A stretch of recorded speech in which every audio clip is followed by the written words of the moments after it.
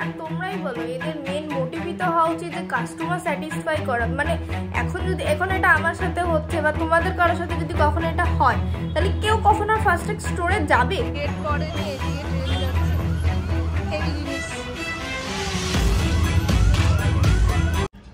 হে everyone, কেমন আছো তোমরা সবাই? তো আজ আমি যাব বারাসাত ফাস্ট ট্র্যাক স্টোরে,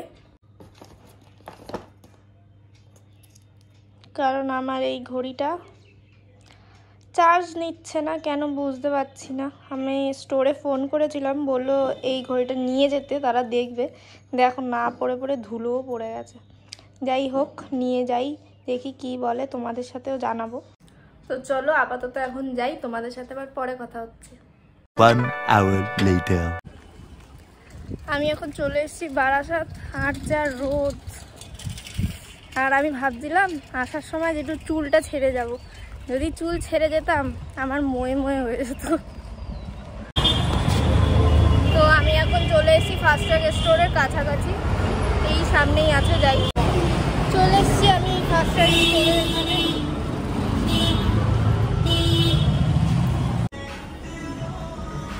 আমি এখন গিয়েছি ওয়াচটা দেখার জন্য, ওনারা চেক করছেন, দেখি কি বলে। আমি এখন স্টোরের দিকে বেরিয়ে গেছি, আর কিছু ঘটনা হয়েছে, সত্যি কিছু বলার নেই, আমি তোমাদের সাথে শেয়ার করব। বাড়ি যাই, কারণ এই রাস্তাঘাটে এত আওয়াজের মধ্যে বলা পসিবল না।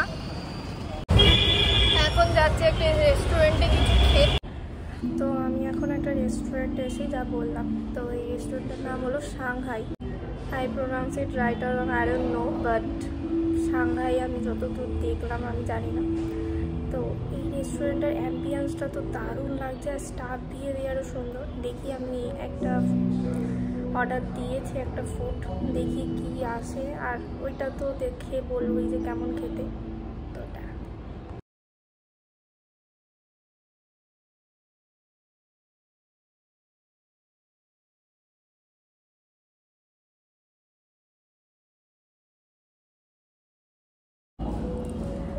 তো এখানে আমার চলে এসেছে আমার ফুড আর ড্রিঙ্ক। এই যে হলো মশালা কোক,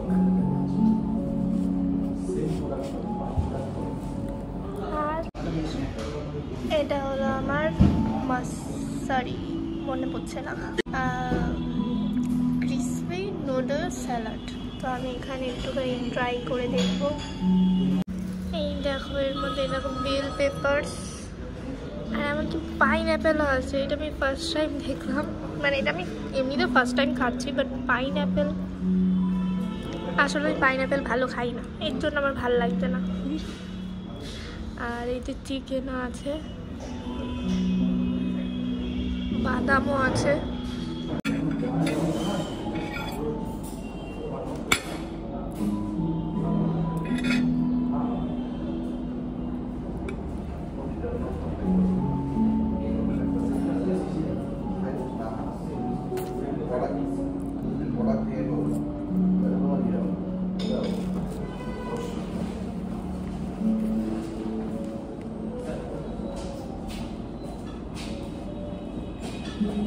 নুডলসগুলো ক্রিসপি ক্রিসপি, আর যেই সসে টস করা হয়েছে সেটা খুব টেস্টি লাগছে।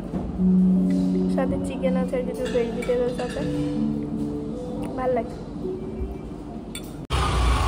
এখন আমি রেস্টুরেন্ট থেকে বেরিয়ে গেছি, এখন যাব বাড়ি, দেখি ট্রেন ধরে, আর তোমাদের সাথে বাড়ি আমি সব শেয়ার করবো। ট্রেন চলে এসছে, এইদিকে এখনো গেট পড়েনি, এত জ্যাম। এই দেখো গেট পড়েনি।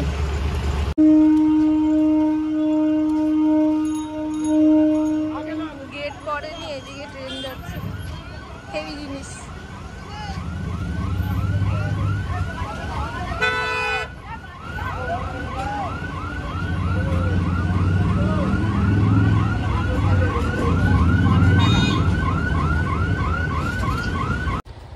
ব্যাকগ্রাউন্ডে আকাশটা কি সুন্দর লাগছে, তা না?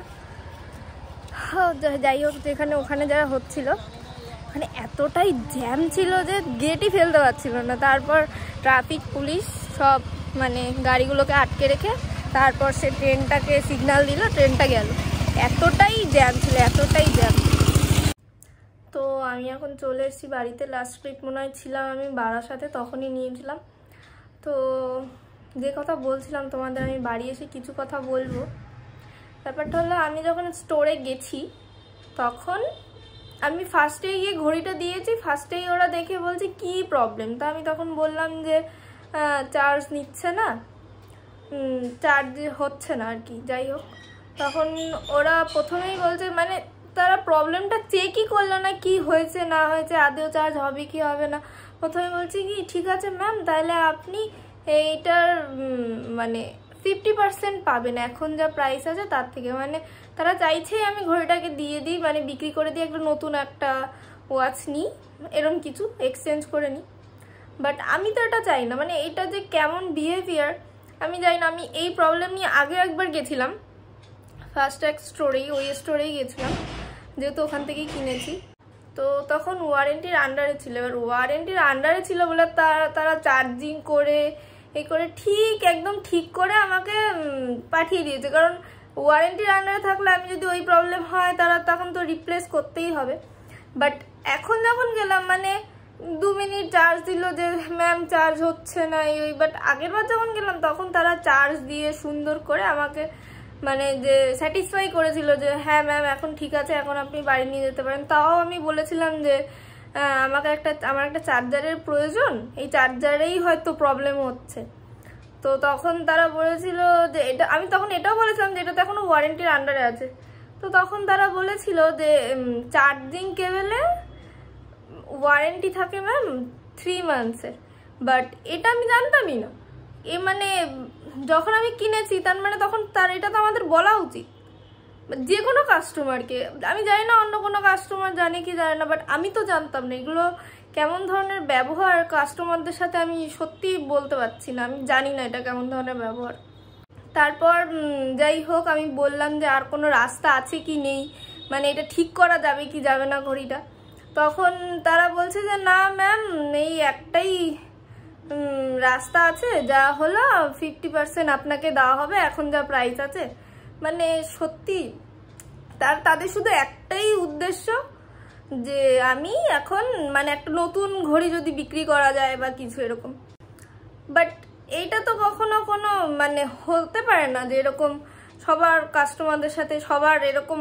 বাট মানে ইচ্ছা থাকবে যে একটা নতুন ওয়াচ কিনি। মানে সত্যি বলতে আমার একটু ইচ্ছা নেই। এটাই হলো আমার ফার্স্ট ওয়াচ, যেটা আমি নিজের টাকা দিয়ে মানে কিনেছি এবং খুবই পছন্দের ওয়াচ। মানে অনেক দিনের আমার ইচ্ছা ছিল যে ওই ওয়াচটা কিনবো, লাস্ট পর্যন্ত আমি কিনেছিলাম। এর জন্য আমার ওটাকে রিপ্লেস করার একদমই ইচ্ছা নেই, একদমই ইচ্ছা নেই। আমি এখনো যাই আমি ওয়াচটাই পরবো। দেখা যাক আমি অন্য কোথা থেকে ঠিক করতে পারি নাকি। আর আমি বলে এসছি